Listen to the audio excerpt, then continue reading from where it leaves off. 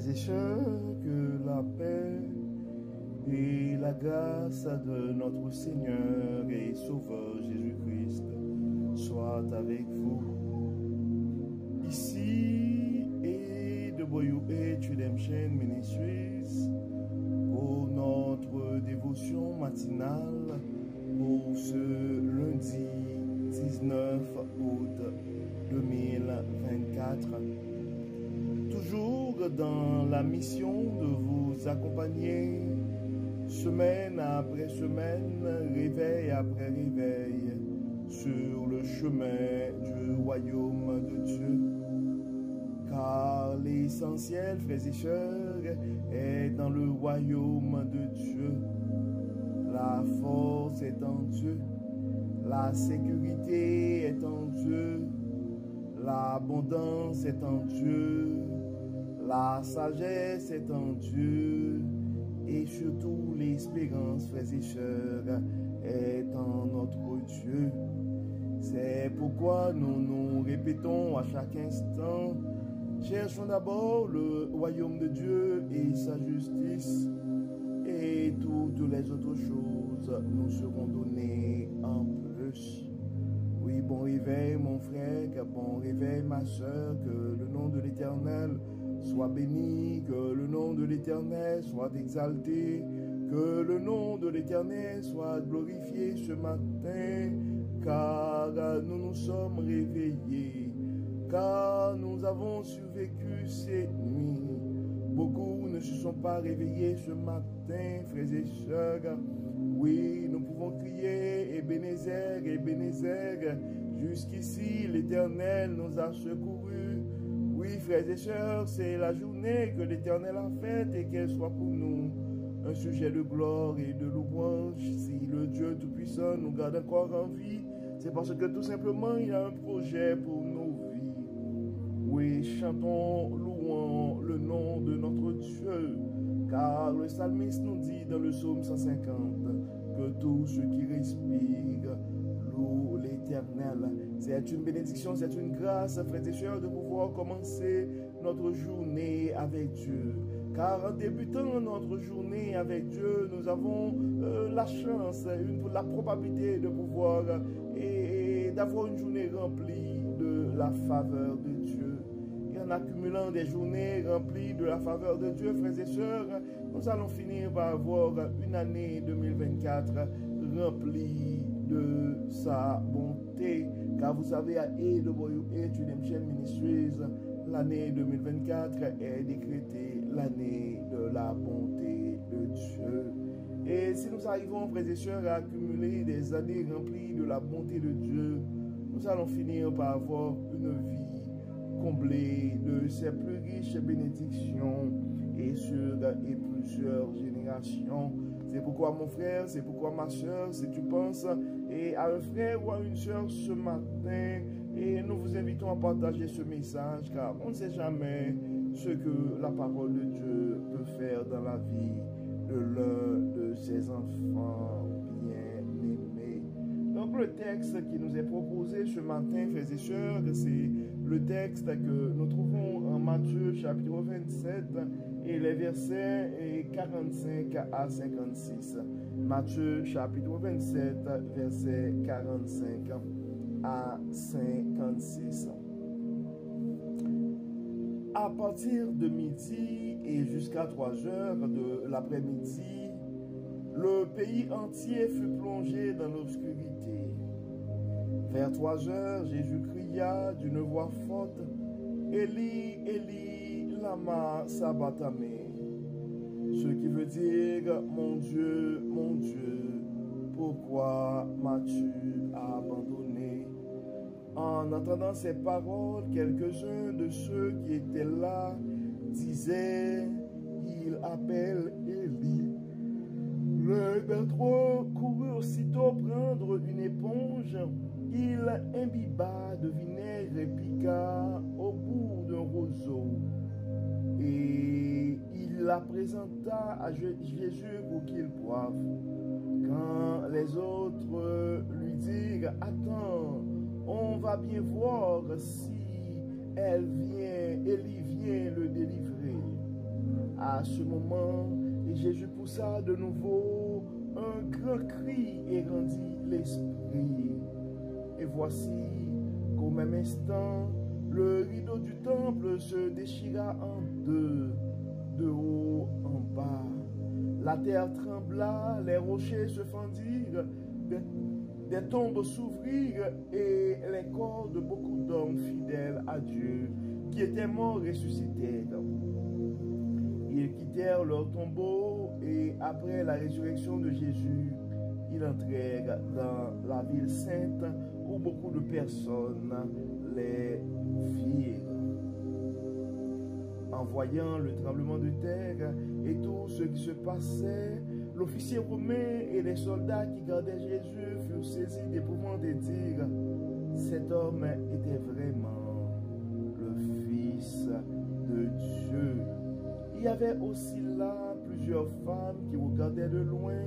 C'étaient celles qui avaient suivi Jésus depuis la Galilée pour être à son service. Parmi elles, Marie de Magdala, Marie la mère de Jacques et de Joseph et la mère des fils de Zébédée. Nous venons de lire, frères et sœurs, le texte que nous trouvons en Matthieu chapitre 27, versets 45 à 56 et à 56. En fait, c'est un texte qui nous explique un peu les derniers moments de Jésus sur la croix. Et c'est là,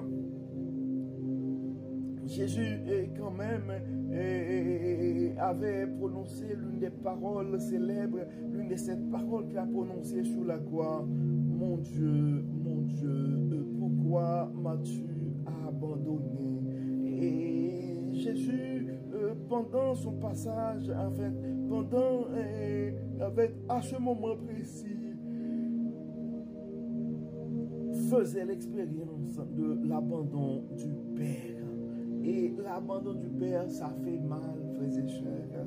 Et c'est en fait l'abandon en général, on considère l'abandon comme une blessure et de l'âme. Et nous avons pris le temps de parler des blessures de l'âme. Donc, généralement, un abandon, ça fait mal. Et on avait pris le temps d'expliquer la différence entre l'abandon et le rejet. Et le rejet, généralement, ça pourrait être quelqu'un d'extérieur, quelqu'un avec lequel on n'avait pas eu de relation. Mais généralement, l'abandon vient de quelqu'un avec lequel on avait une certaine relation. Et généralement, l'abandon vient d'une personne de confiance, d'un compagnon. Donc, Jésus avait fait l'expérience de l'abandon du Père. Et la raison de l'abandon du Père à ce moment-là, c'est parce qu'il portait nos péchés. Et nous savons que le péché, ça crée une distance entre nous et Dieu. Et le prophète Isaïe l'a dit dans son texte. Donc, et la main de l'Éternel n'est pas trop courte pour nous sauver, mais ce sont nos péchés des fois qui établissent une distance entre nous et Dieu. Je ne sais pas, mon frère, je ne sais pas, ma soeur, et quel type d'abandon tu es en train de faire l'expérience ce matin. Ça pourrait être l'abandon du proche, mais l'abandon que nous devons éviter, la séparation que nous devons éviter, c'est la séparation avec notre Dieu. Et des fois, dans ta douleur de cri, face à l'abandon, eh bien, c'est possible que les gens autour de toi n'arrivent pas à comprendre. On voit, c'était le cas de Jésus quand il criait mon Père, mon Dieu, pourquoi m'as-tu abandonné? Eh bien, on voyait qu'à ce moment-là, on l'avait servi du vinaigre et d'autres pensant et d'autres pensèrent qu'il était en train d'appeler secours, de demander secours à Élie. Mais la chose que tu dois comprendre, mon frère, la chose que tu dois comprendre, ma soeur, dans tes moments, en dépit de tes moments de douleur, mais quand tu as un oint de l'Éternel, quand Dieu a ses regards sur toi, eh ben, les gens vont réaliser, les gens vont faire l'expérience de la puissance de Dieu qui est en toi. Donc, la chose que je t'invite à faire ce matin, mon frère, la chose que je t'invite à faire ce matin, ma soeur, peu importe la dimension de ta douleur, et peu importe si tu te sens et la distance entre toi et ton Dieu ce matin, c'est le temps de faire ton cri et de réclamer la présence de ton Dieu. C'est le temps d'oublier les gens autour de toi et demande à Dieu. Exprime ta peine. Fais connaître à ton Dieu que tu es présentement en détresse parce que tu sens l'absence de sa présence en toi. Oui, l'absence de la présence de Dieu en nous, frères et sœurs, pourrait créer un grand vide. C'est pourquoi nous devons nous efforcer de nous rapprocher de jour en jour et plus proche de notre Dieu.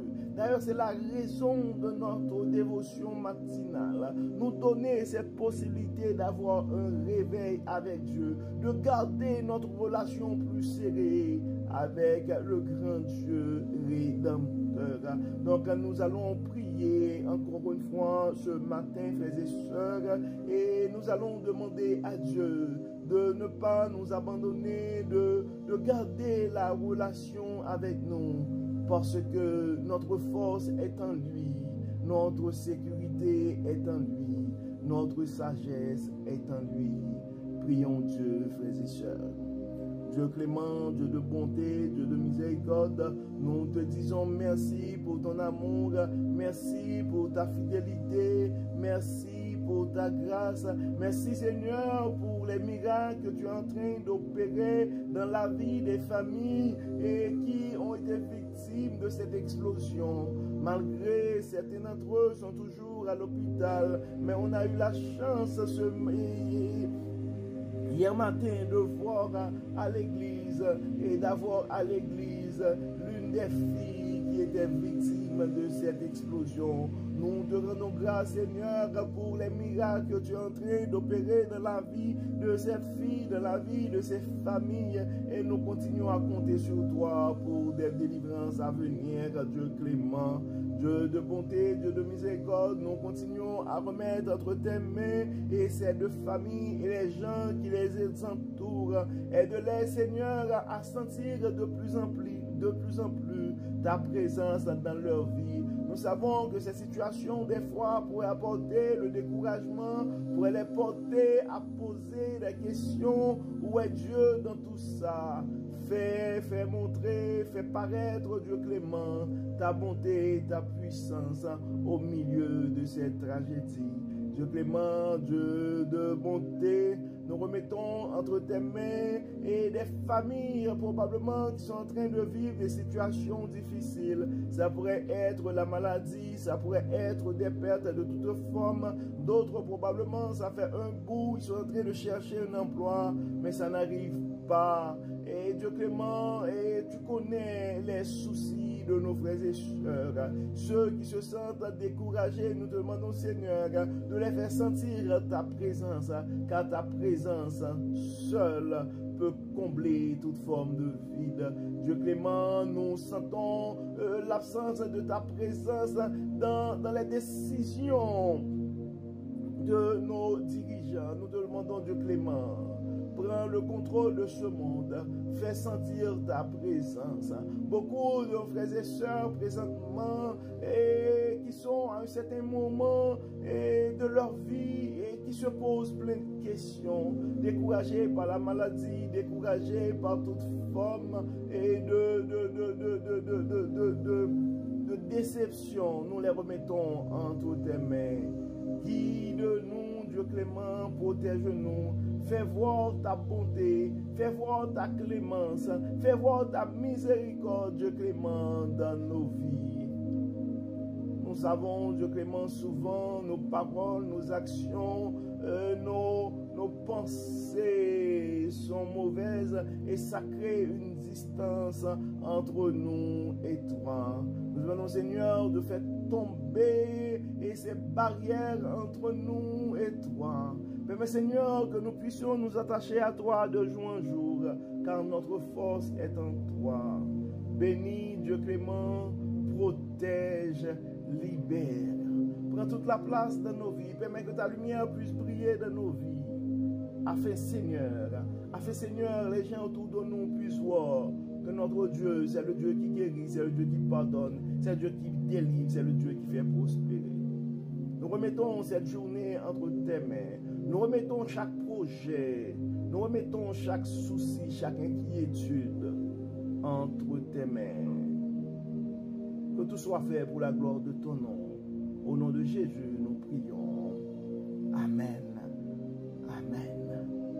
Frères et sœurs, nous arrivons au terme de notre dévotion pour ce lundi 19 août 2024. Nous espérons que votre âme a été bénie et nous vous invitons aussi à partager ce message à un frère, à une sœur dans des groupes WhatsApp, qu'on ne sait jamais ce que la parole de Dieu peut faire dans la vie de l'un de ses enfants. Et d'ici là, nous vous souhaitons une excellente journée sous le regard du Dieu Tout-Puissant. Que le Seigneur nous bénisse, que le Seigneur nous accorde sa grâce au nom de Jésus. Amen. Amen. Bon lundi, frères et sœurs, et à demain. Bye bye.